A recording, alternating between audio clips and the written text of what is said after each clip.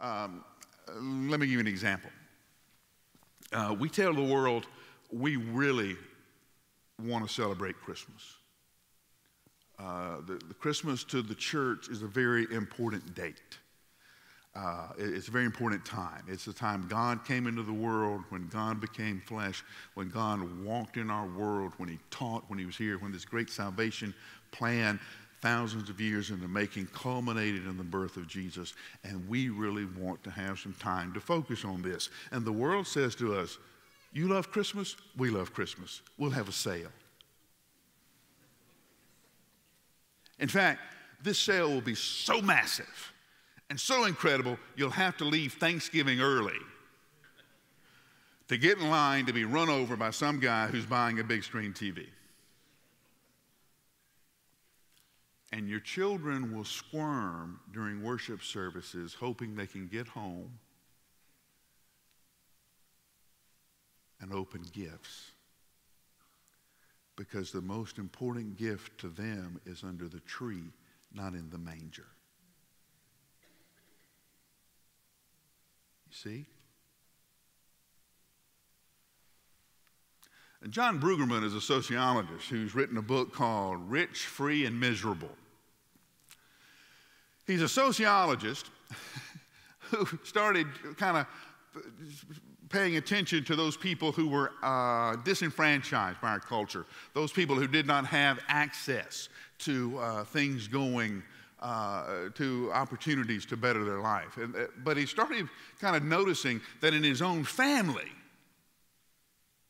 things were not as happy as they should have been. His own family, by his own admission, was very successful. Everybody had advanced degrees, everybody was working, but there was a high level of anxiety, a high level of depression, high level of divorce, high level of addiction, all kind of things that went wrong. He began to understand that the American dream was failing the people of America. And we began to see that we use economic language to describe everybody and everything.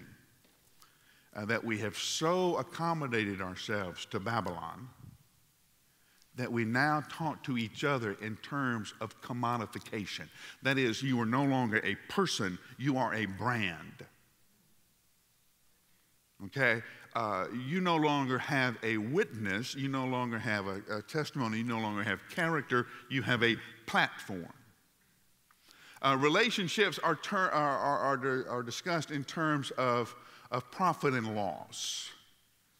Our children are an investment. Are you getting the bang for the buck that you need out of this relationship? But life is much, much more than that, isn't it? Oh, yeah, you talk to any parent, they will tell you children are outrageously expensive. But it's never about money, is it? Talk to a married couple, and they will tell you, yes, being married is outrageously expensive. But it's not about money, is it? Talk to any of those people who were part of our mission celebration last week. Young men, young women, families who had given up everything to follow the call of God in their life to different cultures, to learn a different language, to start relationships where they could start sharing Christ, sometimes spending most of a year or two by themselves because no one knew them and no one trusted them. They had to spend that long building trust so they could start a Bible study that would end up being a church. They gave up extraordinary things to follow Christ. It was a very expensive response, but to the person they would tell you, it is never about that.